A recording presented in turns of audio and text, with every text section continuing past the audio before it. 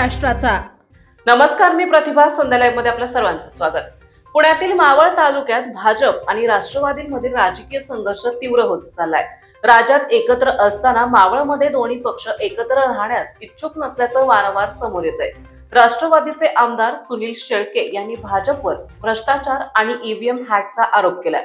भाजपचे स्थानिक नेते बाळा भेडगे, गणेश भेडगेंनी शेळकेंविरोधात आबरू नुकसानीचा दावा केलाय. यानंतर पुन्हा शेळकेंनी भेडगेंना न्यायालयात दावा केल्याचं आव्हान दिलंय आणि आरोप खोटे निघाल्यास पाय धरून माफी मागेल असा पलटवार शेळकेंनी भाजपवर केलाय. भाजपनी पत्रकार परिषद घेतली आणि त्यांनी गंभीर आरोप तुमच्यावरती केले आणि अब्रू नुकसानीचा दावा ठोकण्याचा एक इशारा दिल्यास अब्रू नुकसानीचा दावा ठोकणार आहे आणि जर पुरावे दिले तर भाजपचे नेते मंडळी जे आहेत ते राजकारण सोडणार आहे असं देखील त्यांनी स्टेटमेंट केलं. काय सांगा? मुळामध्ये स्थानिक भारतीय जनता पक्षाचे नेतृत्व करणारे नेते मंडळींना लाज, लज्जा, शरम, आबरू या शब्दांच्या पलीकडचे हे आता मंडळी झालेले आपण पाहतोय.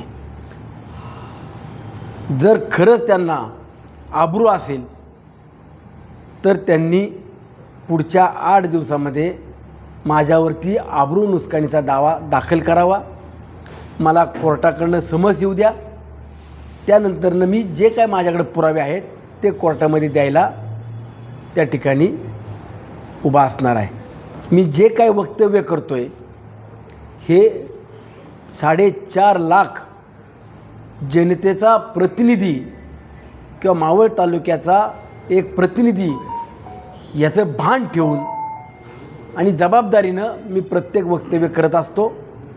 जे वक्तव्य मी केलं की भारतीय जनता पक्षाच्या स्थानिक नेतृत्वानं जे उमेदवार उभे केले पंचायत समिती जिल्हा परिषदेमध्ये त्या उमेदवारांकडनं 25 लाख काही उमेदवारांकडनं आणि 35 लाख काही उमेदवारांकडनं घेतलेली माहिती ही मला कुठल्या भविष्यवाल्यांनी किंवा कुठल्या हॅकरनी दिलेली नव्हती.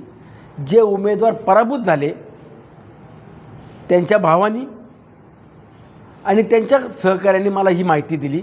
ती पुराव्यानिशी दिली, बँक डिटेलनिशी दिली, कुणाच्या खात्यावरती किती तारखेला पैसे दिलेत आणि कोण कोण व्यक्ती आमच्याकडं हे सगळे ईव्हीएम हॅक करतो हे सांगायला आले त्यांची नावं माझ्याकडे त्यांनी दिली. म्हणून ती माहिती मी आणि त्यांनी जो काही प्रकार केला हा जनतेसमोर मी मांडलेला आहे. ज्यांनी पत्रकार परिषद घेऊन सांगितलं सुनील शेळकेने पुरावे द्यावेत नाही तर आम्ही आबरू नुकसानीचा दावा दाखल करू. तुम्हाला जर खरंच सन्मान, अभिमान आणि आबरू असेल तर तुम्ही कोर्टात 8 दिवसात जा. मी अजून 10 दिवस थांबतो. तुम्ही माझ्यावरती आबरू नुकसानीचा दावा दाखल करा. मला कोर्टाकडनं समज येऊ द्या. त्यानंतर मी कोर्टात जे काय असेल ते पुरावे देईल. पण त्याच्या अगोदर पिंपरी चिंचवड पोलीस आयुक्तालयात मात्र मी लेखी स्वरूपात तक्रार देणार. अधिवेशन पुढच्या आठवड्यात आमचं सुरू होतं आहे. विधिमंडळाचं कामकाज सुरू होत असताना मी राज्याच्या मुख्यमंत्र्यांकडे देखील हे पुराव्यानिशी हातात त्यांच्या सगळी माहिती देणार. नाही, हे एक हॅकर मोठे एक रॅकेट पुणे जिल्ह्यामध्ये आहे. मग त्यात मावळ तालुका, खेड तालुका ज्या ज्या ठिकाणी जिल्हा परिषद पंचायत समितीचे उमेदवार यांना कॅप्चर करता येतील किंवा त्यांच्याकडनं काही घेता येईल ते घ्यायचा प्रयत्न केला. आणि त्यात मावळ तालुक्यातले हे 2 नेते स्वयंघोषित यांनी ते रॅकेटवाल्या टोळीला भेटले. त्यांनी संपर्क केला आणि त्यातून तुम्ही ह्यांना पैसे द्या, जर नाही निवडून आलो तर तुम्हाला ते पैसे परत मिळतील अशी डील केली. म्हणजे जुगार एक प्रकारे खेळला गेला का? या जुगार नाही. जर समजा हॅकर आहे ते एका व्यक्तीने 10 लोकांकडनं पैसे घेतले असतील तर त्याच्यातले 5 लोक निवडून आले तर ते पैसे त्याला मिळतात. जे 5 लोक पराभूत झाले त्यांना ते परत द्यायचे. अशी डील त्यांची झाली. म्हणजे जे लोक निवडून येतील त्यांचे पैशांना, जे नाही आले त्यांना त्यांचे पैसे रिटर्न करणार असं मला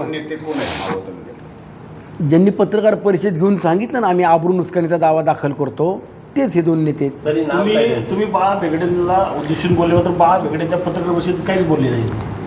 ते नक्की रोख तुमचा होता कोणा? त्यांनी कालच मला वाटतं काहीतरी जे पराभूत उमेदवार झाले होते तर त्यांना सगळ्यांना बोलवून पत्रकार परिषद घेऊन सांगायचं की आमच्याकडनं कुणीच पैसे घेतले नाहीत, आम्हाला असलं कुणीही सांगितलं नाही, हे सांगायला फक्त अवघे 3च जण आलते. बरोबर ना? तुम्हीच माहिती दिली ना मला. फक्त अवघे 3च आलते. बाकीचे 12 जण कुठे आहेत? बाकीचे 12 जण कुठे आहेत? ते आले नाही म्हणून तुम्ही कालची पत्रकार परिषद पण रद्द केली ना. मग ह्याचा अर्थ काय? आणि जर मी कुठले आरोप केले असेल, खोटे असतील, तर मी पण सांगतो, तुम्ही ज्या चौकात बोलवाल, ज्या ठिकाणी बोलवाल, तिथं पाय धरून तुमची जाहीर माफी मागेल. ताज्या आणि महत्त्वपूर्ण बातम्या पाहण्यासाठी आजच आमच्या संध्या लाईव्ह न्यूज चॅनलला यूट्यूबवर सबस्क्राईब करा आणि बेल आयकॉन प्रेस करा.